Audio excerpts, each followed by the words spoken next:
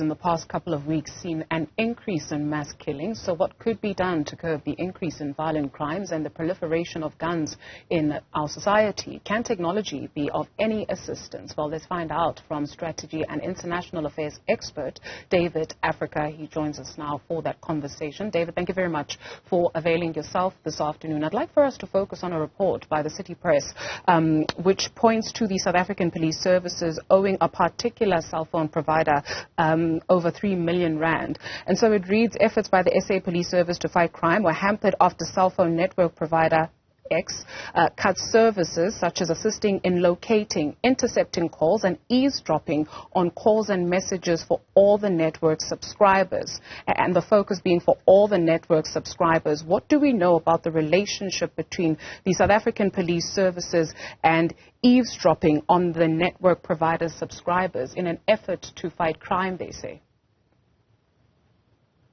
Hi, good afternoon. Well, the police and the intelligence services in general obviously are authorized by law under certain circumstances to conduct interception operations, to intercept, the communications, not just telephone, all sorts of communications of leading characters in criminal organizations, transnational syndicates, and individuals who pose serious threats to the safety of citizens and the Republic.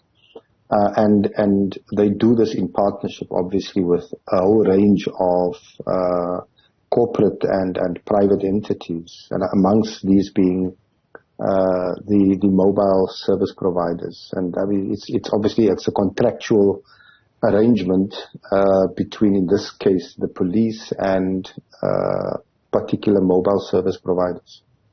You mentioned by law the police are required under certain circumstances to do this, and if there is a serious threat, what would those circumstances be, and what constitutes a serious threat, especially in light of the mass shootings we've seen just this weekend, somebody getting shot point blank in Durban? Yeah. Look, the general idea is that intercepting the communications of a citizen is obviously a serious violation of a person's rights, and that this is only done under very particular circumstances.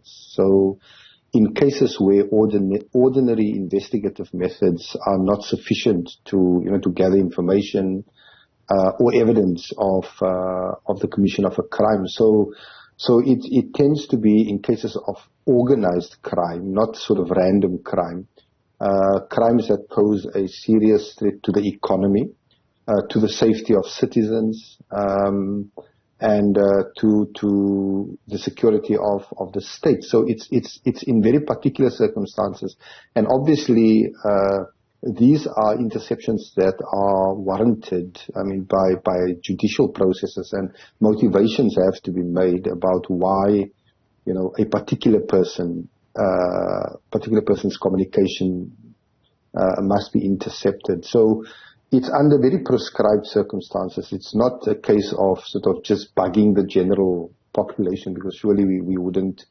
want that sort of thing. But I think, there are broader issues at play here. I mean, apart from, there are more important things than saying the police cannot afford to pay, 3 million or whatever to a service provider.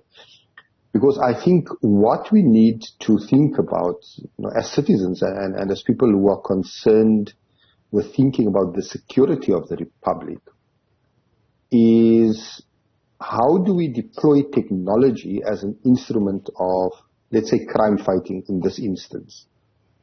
Now, the first thing we must realize is that technology is not a panacea. It cannot replace human incompetence or human weaknesses. Because often we have this idea that, once we have the technology and the money for it, then it will solve whatever problems we have. And it's like if you take me, you give me the most advanced medical instruments and technology, I still cannot operate like a surgeon, simply because I don't have the training to do so. Now, the same applies here to technology. Technology, especially since we are looking at inclusion into the rights of citizens, is an instrument that must be applied very specifically, and it must be applied in the context of strategy. You know, we can't just say, here's a lot of money, go and buy the technology, or here's the 3 million to pay for the interception and so on. The first thing with crime in our country is that it's endemic, it is highly organized, and we have failed at the strategic level, meaning at the political level. We have failed to understand what the crime is about and how to deal with it. I mean, this is very obvious. You know, the murder rate has increased exponentially.